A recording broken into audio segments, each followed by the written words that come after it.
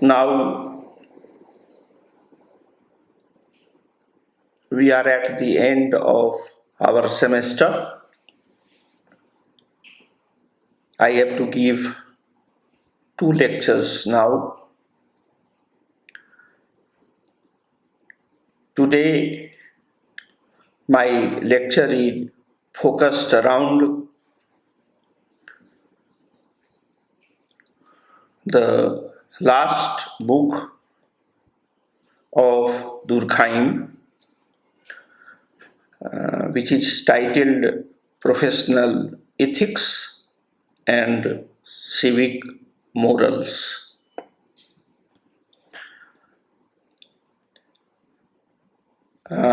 The book is a collection of lectures which Durkheim gave between 1898 to 1915.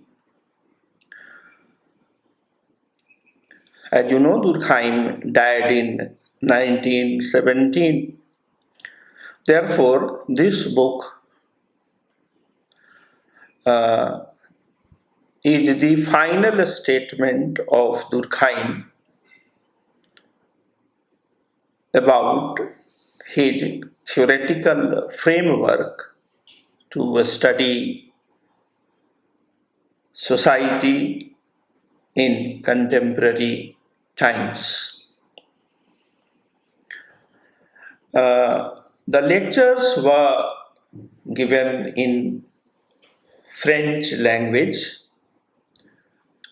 I will give the details of these lectures a little later.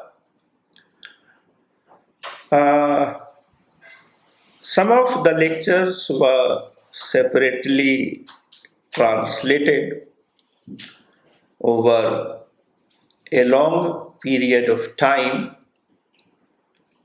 but the book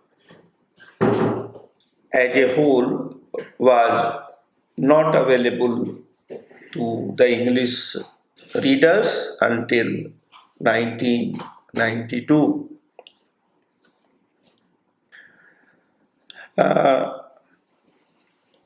It is unfortunate that this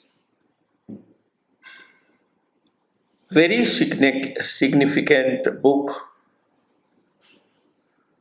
by Durkheim had not received the attention as it deserves. This important set of lectures is the most developed theoretical understanding of European industrial achievements in the fields of economy, polity, society, and religion as a moral framework of European collective enterprise in the earlier decades of 20th century.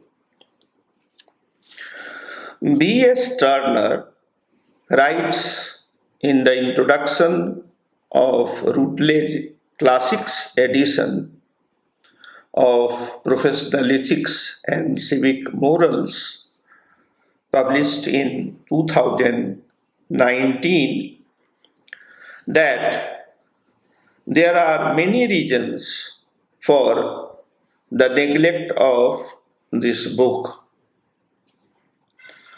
A convoluted history of its publication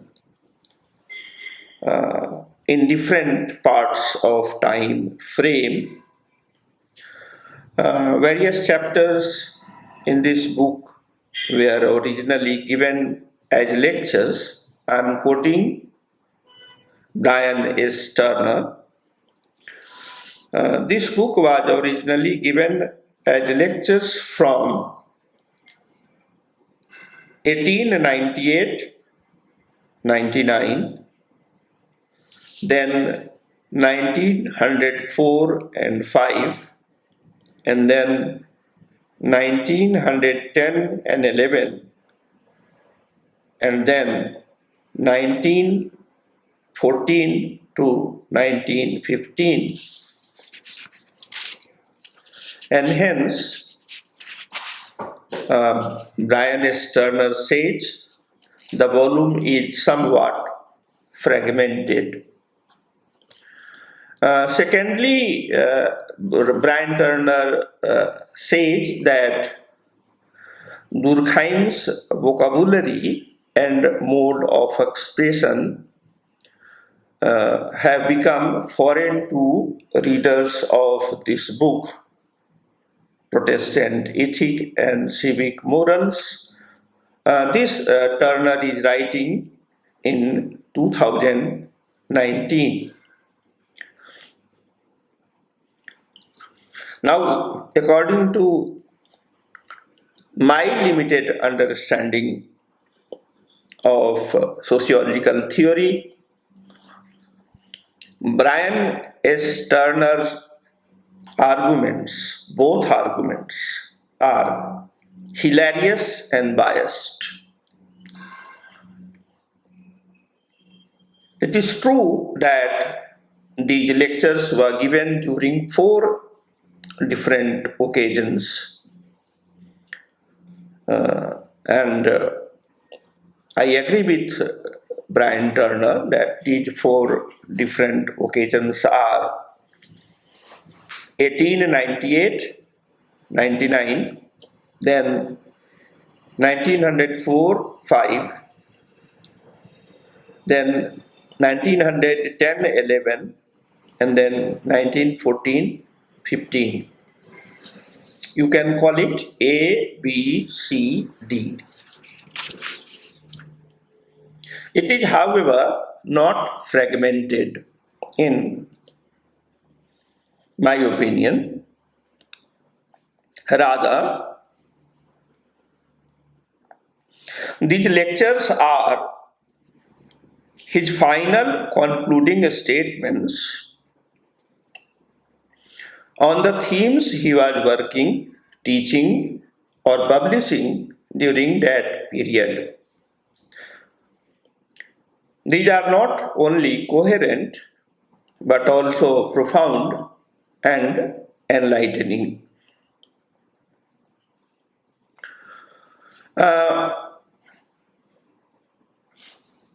How? That you will know when I proceed to the other sections of my today's lectures. But let me add very emphatically that to the ears of the readers of 1992, when English edition of this book was published for the first time, or 2019, when a Routledge Classics edition with B.S. Turner's introduction was published, all the writings of Emile Durkheim's or Karl Marx's or Max Weber's vocabularies and writing styles have become foreign and dated. The truth is bitter in 2021, just 2 years after Turner's introduction in 2019, that today in 2021, the writings of B.S. Turner and his contemporaries do not make much sense to the ears and mentalities of contemporary youths anywhere in the global village. When epochs change, writing styles and vocabularies also change. It is, however, ironical that this book of Humayun Durkheim uses the same vocabularies which he used in his other publications. The departure in this book lies in the style of writing books and the style of giving lectures. His books are usually big ones, and the message is mostly indirect, whereas the lectures were relatively very small, coherent, and full of direct messages. So far as I am concerned, this collection of lectures by Humayun Durkheim is my favorite book. Yes, it may be my academic bias. And my academic bias is as good or as bad as the bias of B.S. Turner, Raymond Aron, or Talcott Parsons. Therefore, let us not go by different interpretations of this book by B.S. Turner or any other commentator who has commented on this book. You can also discount my bias, but as you know, I am a very honest teacher. I will give you the authentic version of this book's content. And you can verify my reading of the book, and I do textual analysis primarily by referring to the book yourself. In case you read the book, then we find the following themes. What I am trying to say is that this book is not fragmented book. This is a very coherent book, but these were given as lectures on primarily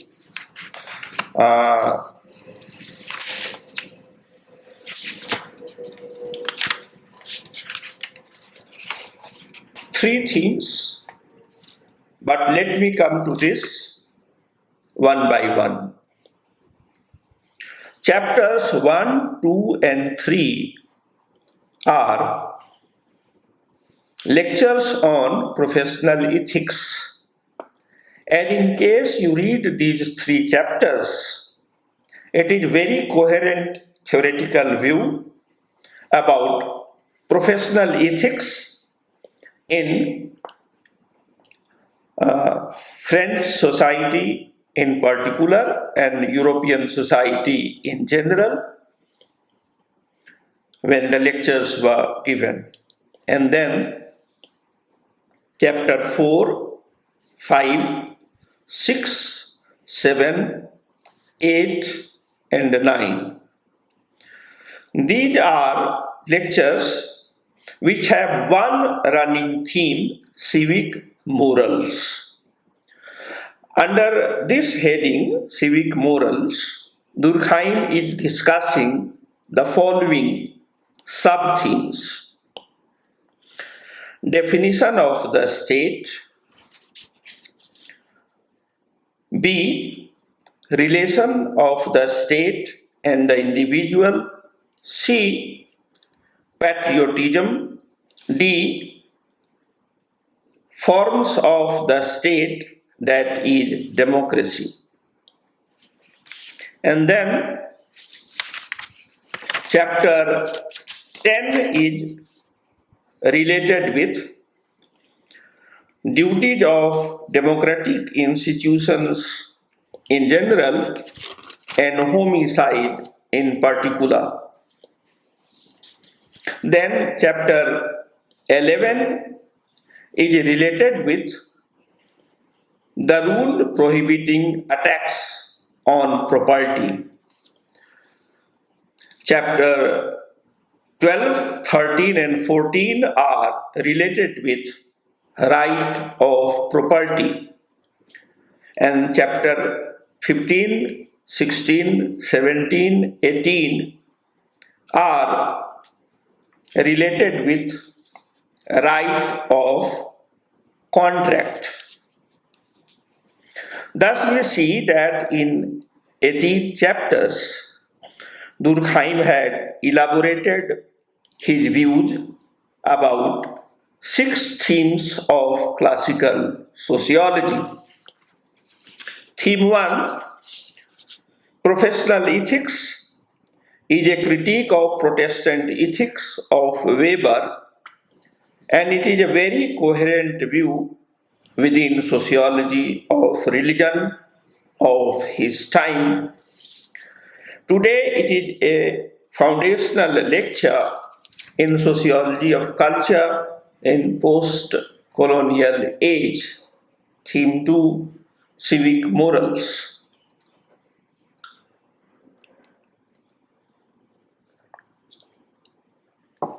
These lectures or chapters are original and far-sighted contributions within political sociology, which are still relevant to the contemporary debates about power and morality in the time of corona pandemic of 2020-21.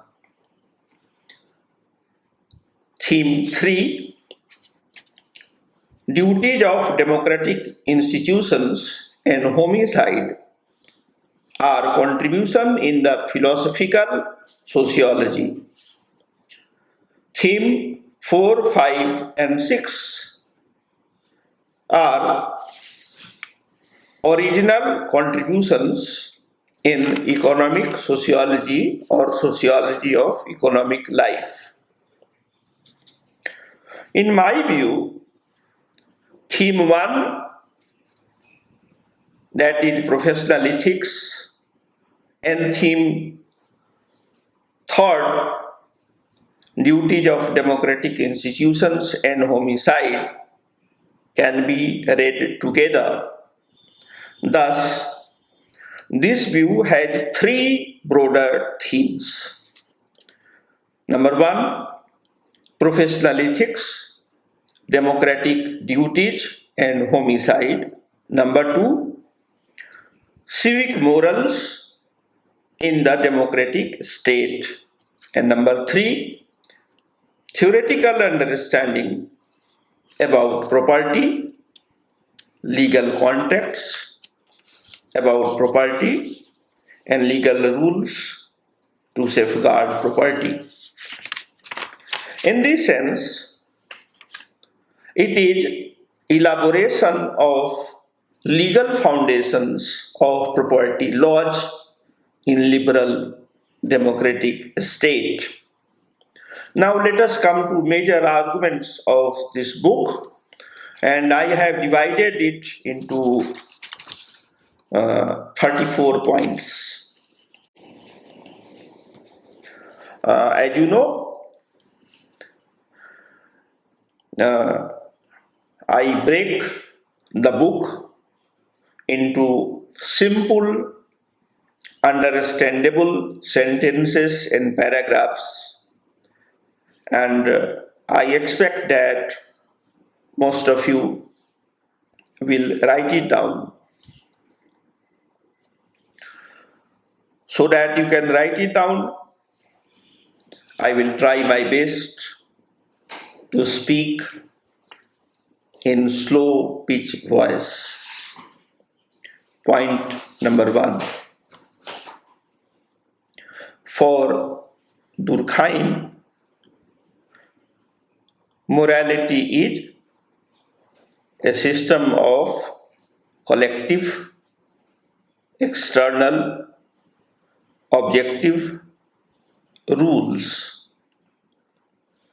that determine behavior.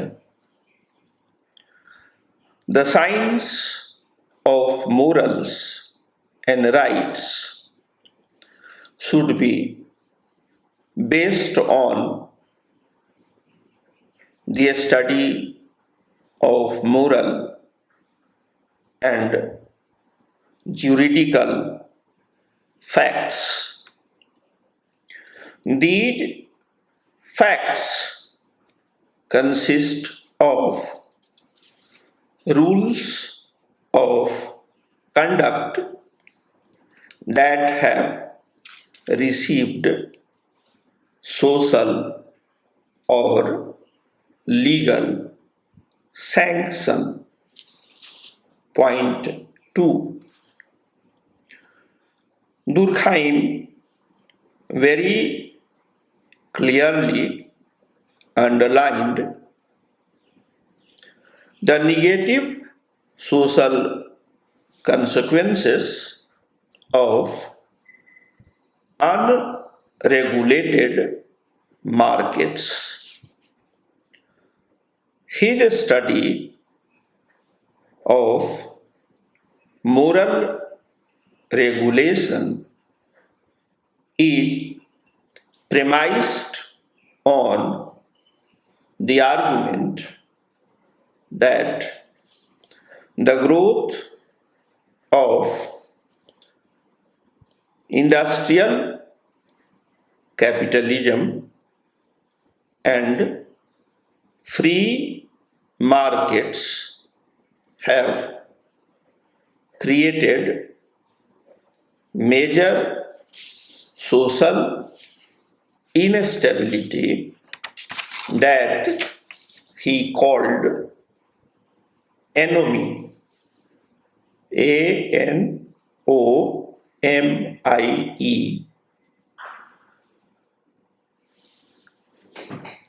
Durkheim writes on page 11 of this book, there exists today a whole range of collective activity outside the sphere of morals and which is almost entirely removed from the moderating effect of obligations.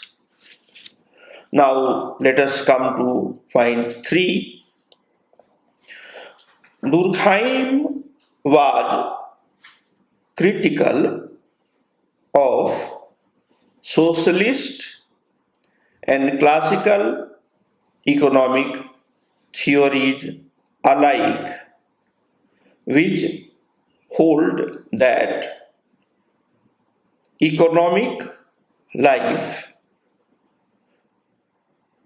I am quoting him in direct narration, economic life is equipped to organize itself and to function in an orderly way and in harmony without any moral intervening. Point 4. The first two, that is point 2nd and 3rd, were from page number 11. Now let us come to page 13, and this is point 4. Durkheim concluded by saying that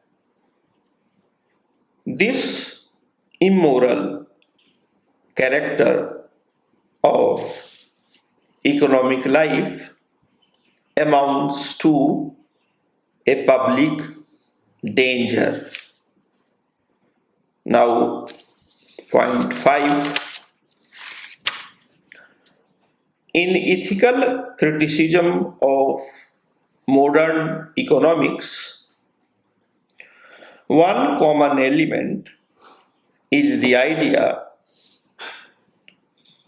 that inequality cannot be easily justified by reference to economic arguments in favor of low taxation, small states, and global competition.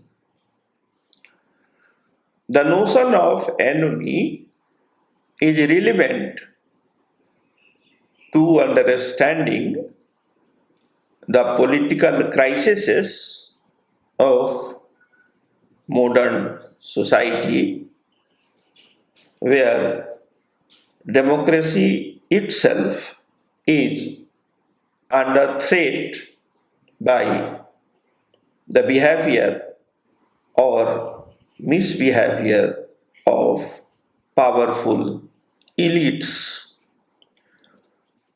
Number 6, the instability of industrial society was connected to the decline of religion.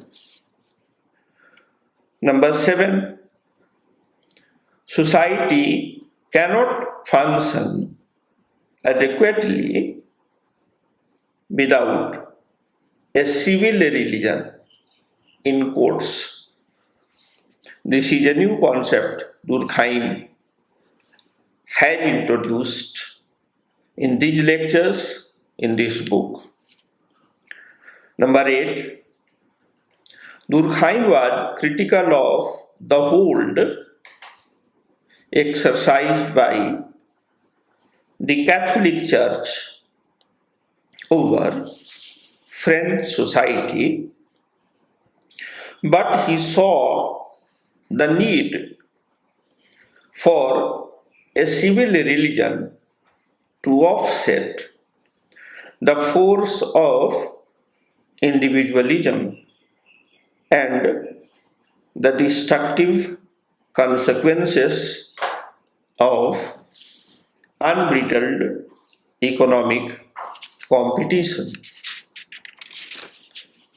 Number 9,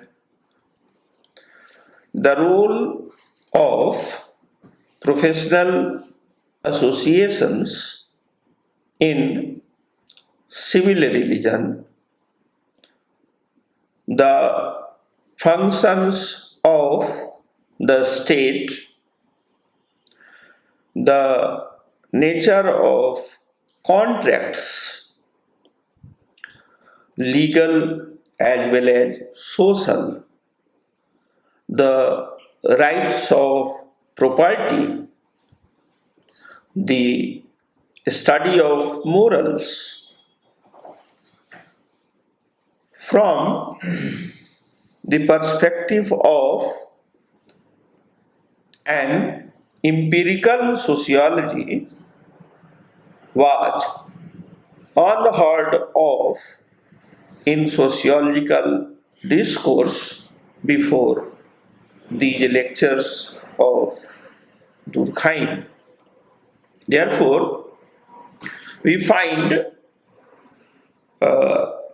not only theoretical but also methodological and technical innovation and advancement from empirical sociological point of view in these lectures.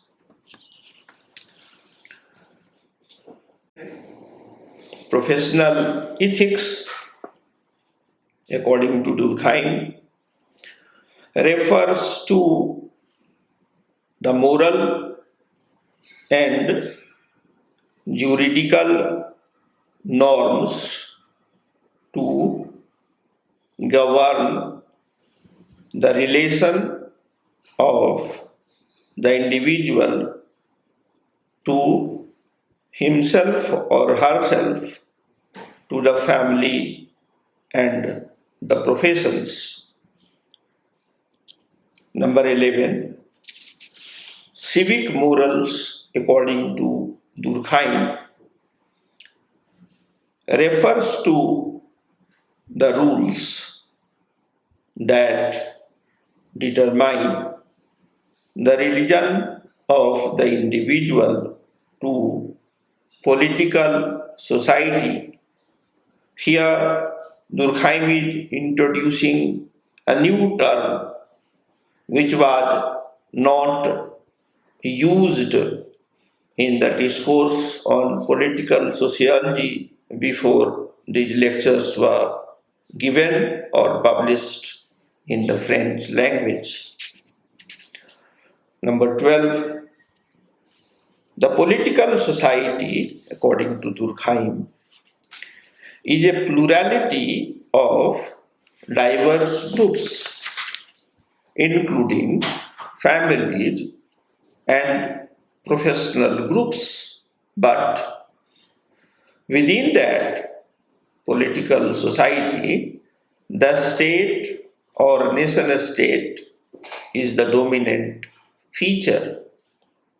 Number 13, these lectures on the state, political society, and the individual is the running theme from his first book, The Division of Labor in Society, written in 1893, to The Rules of Sociological Method, 1895, to the last published book of Durkheim, Sociology and Philosophy, in 1974. Therefore, this is wrong to say that this book is neglected by the sociological community, because it is either fragmented or it is, a book which uses dated writing style, or it uses vocabulary which was easily understood in 19th century or early 20th century than in 21st century. The real reason of the neglect of this book is the same politics of knowledge or politics of translation. This book was neglected because it contradicts the sociological canons of post-Second World War sociological discourse in English-speaking countries, and how it contradicts or departs from the sociological canon established by Talcott Parsons and his friends, and then revised by the successive generation of Robert Nisbet and Tom Bottomore. Let us come to those points from point 14 onwards.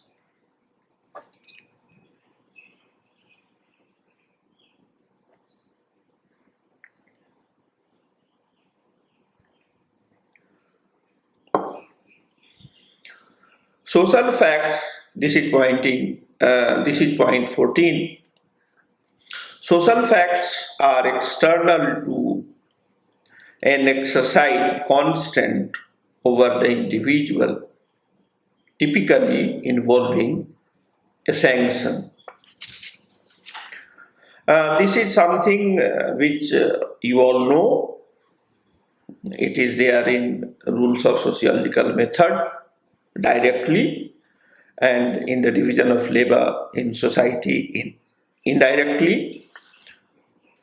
It is also there in the elementary forms of religious life, but what is new is the elaboration of this concept called social facts. Therefore, Durkheim said, when I fulfill my obligations, for example, as a citizen of the state, I perform duties which are defined by law and custom. Therefore, when Durkheim was writing about social facts as things in the rules of sociological method, it was not clear so emphatically as it is now that social facts are primarily duties of the members of solidarities which are defined by law and custom. Therefore, this is a new elaboration of the old concept of social fact. Number 15. The science of morals and rights should be based on the study of moral and juridical facts. This is also an elaboration of the same theme. These facts consist of rules of conduct that received sanction, social, legal, moral. Number 16. Durkheim was consistently concerned in his academic career to distinguish sociology as a separate discipline from either psychology or biology or philosophy. Therefore, Durkheim was not a great advocate of interdisciplinary approach. He believed in the disciplinary boundary theoretically, methodologically, and technically. He said, as a sociologist, we are not competent to study each and everything which is found in society. In case we try to do it, we will not be doing justice to the subject or object of our study, and then nobody will take us seriously. Then it will become either political rhetoric or serious journalism or armchair philosophy or individual psychology or an extension of biology. Then there is no need to do sociological work. And Durkheim said, sociology is a necessary need for the contemporary times. In case sociology is not developed as a separate, semi-autonomous discipline, the humanity will suffer necessarily, and we should not create academic enemy by fudging the technical, methodological, and theoretical boundary of the discipline called sociology.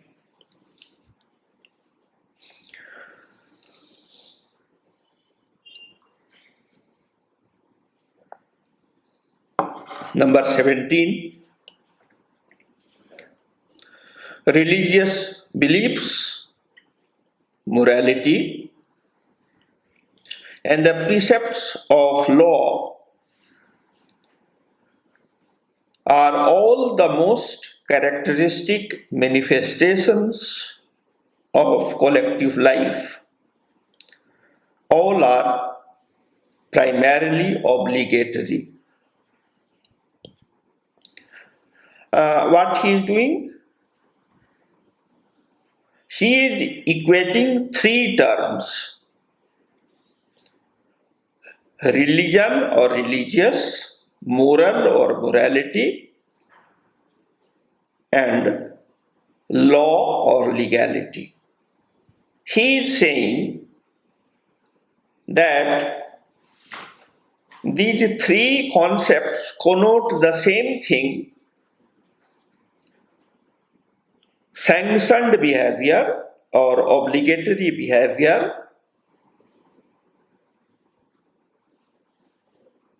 within the collective life of the society or community or the nation state or the market or the army establishment. Number 18, Durkheim elaborates in his lectures on civic morals about the functions of the state as a moral agency in modern societies. Now, this is something which is neither acceptable to the Marxist sociologist or the Bavarian sociologist. Of course, it is in tune with the writings of Talcott Parsons since 1951 onwards. But people thought that this, value consensus or moral consensus as the essential function of a state was a very original contribution of Talcott Parsons. When you read this book, it appears Parsons just elaborated the ideas of Durkheim, which were part of these lectures. Number 19, although liberalism, that is democratic capitalism, the ideology of democratic capitalism is called liberalism. Although liberalism had focused on the freedom and autonomy of individuals, Durkheim insists that our moral individuality, far from being antagonistic to the state, had, on the contrary, been a product of it. Page 74 in Professional Ethics and Civic Morals. I will read it again because this is a new argument. Although liberalism had focused on the freedom and autonomy of individuals, Durkheim insists that our moral individuality, far from being antagonistic to the state, had, on the contrary, been a product of the state as we know it. Point 20, the role of the state is to persevere in calling the individual to a moral way of life. In other words, Durkheim is saying very, very explicitly that there is no difference between the church and the state so far as the structure is concerned, because both the Catholic Church in France or the Protestant state in France, Protestant means secular, Protestant state or secular state in France, both performs the same function. And what is that function? To create a moral community. In the language of Durkheim, the role of the state is to persevere in calling the individual to a moral way of life. Page 75. Point 21. Collective life is being slowly undermined by social and economic change. As France evolved in the late 19th century into an industrial society, the market was not regulated by the state. Now, with the decline of guild system, which was a feature of the pre-industrial society and market in France. Now, with the decline of guild system, a gap emerged between French civil society and the state.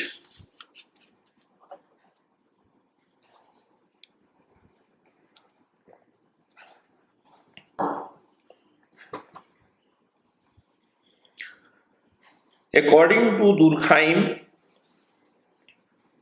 this is point 22, according to Durkheim, this gap could only be closed by the development of professional associations and a corresponding ethical system, that is, professional ethics, professional associations and professional ethics. I am reading it again. Point 22. According to Durkheim, this gap could only be closed by the development of professional associations and a corresponding ethical system. Point 23. The absence of regulation in the business professions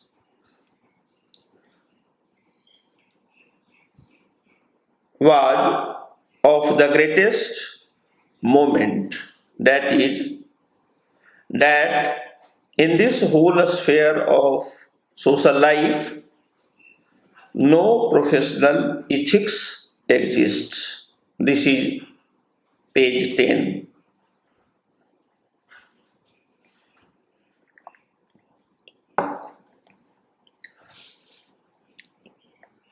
Point 24.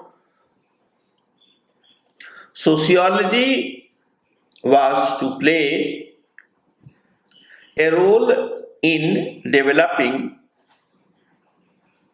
both professions and professional ethics. In other words, according to Durkheim, there was a gap which emerged between the French civil society and the French state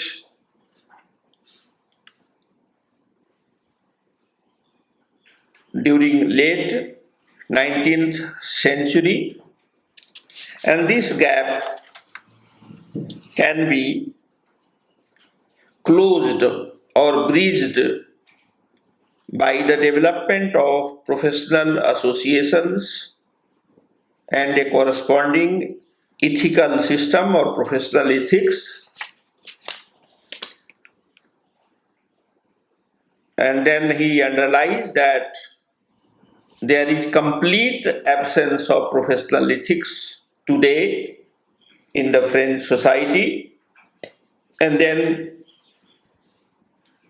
he says, that is our point 24, that this role, this function, this need to bridge the gap between the civil society and the state, this bridging the gap, this performance of the role cannot be performed by any other people. It can be performed only by the sociological community. This is an argument which was there in the founder of sociology, Auguste Comte, when he developed sociology as a secular, religion, as a secular religion. He said that sociology is a secular religion, whereas Catholic Church is a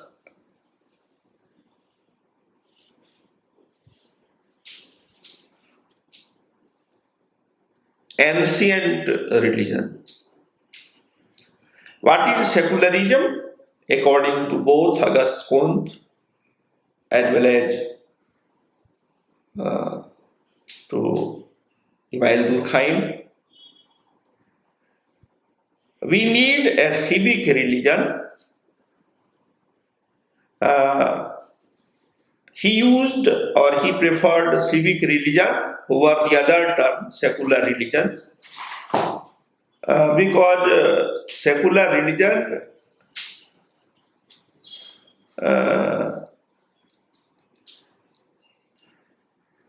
is not a contradiction in terms.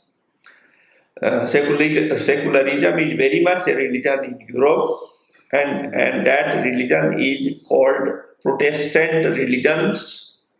And within Protestant religions or within secular religions in Europe, we have three religions or religious communities: the Lutheran Christians of Germany, the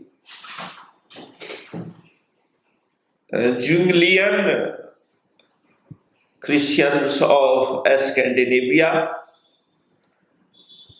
and the Calvinist Christians of France, United Kingdom, and United States of America. But Durkheim was very careful. He said that outside Europe,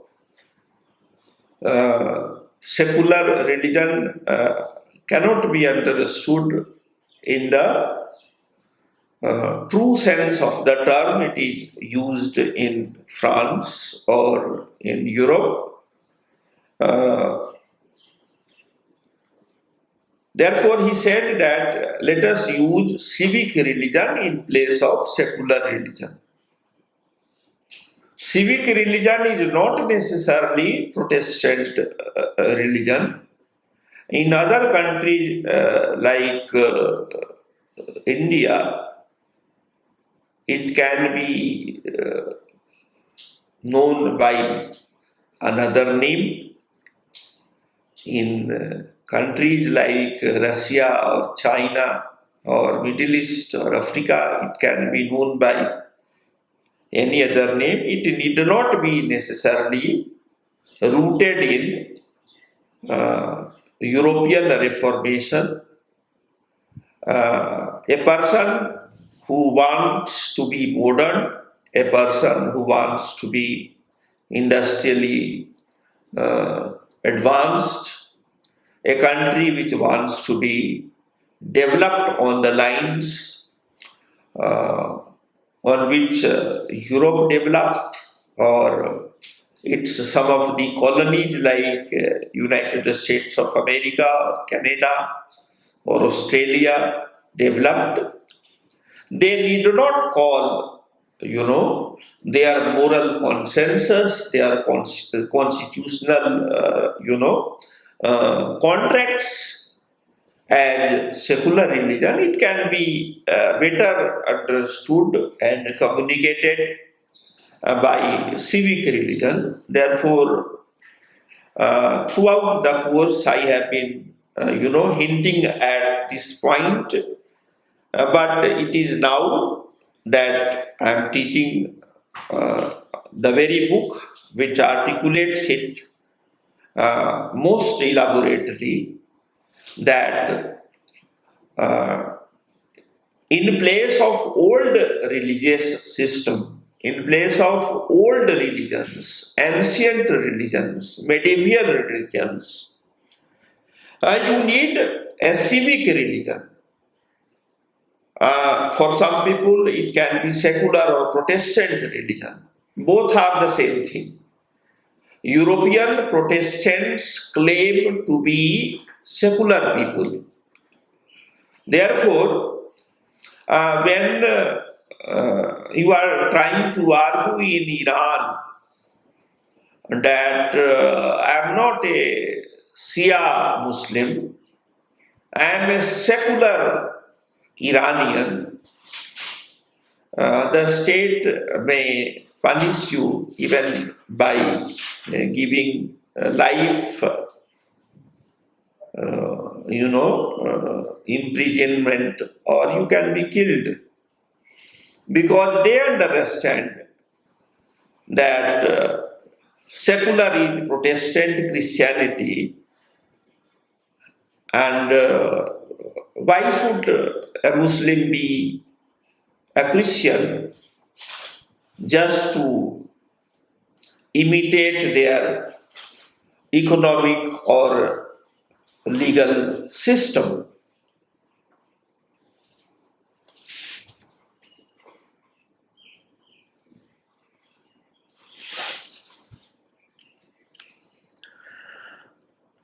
Therefore, Durkheim is saying that like Auguste Comte before him, without a developed science of society, that is sociology, professional ethics, civic religions cannot be developed in a way which is acceptable to all the countries in the global village. Therefore, both Auguste Comte and Emile Durkheim appealed to their followers that let sociology be a science. Let it not make an agency of, revolution, as Marxists were trying to do, or let it not be a medium of, religious conversion into Calvinism. Rather, we should take a neutral, value neutral, in the understanding of different social formations, which can be analyzed and understood within industrial, capitalist, urban civilization. Thank you.